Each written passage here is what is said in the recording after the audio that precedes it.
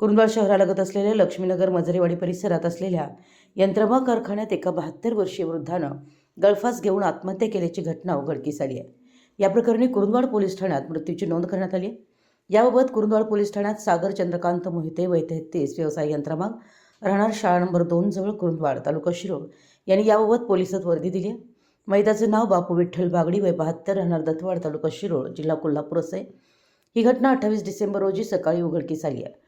प्राथमिक माहितीनुसार बापू विठ्ठल बागडी यांनी सागर चंद्रकांत मोहिते यांच्या यंत्रमाग कारखान्यातील टोळीला कऱ्याच्या दोऱ्याच्या सहाय्याने गळफास घेऊन आत्महत्या केल्याचं दिसून येते।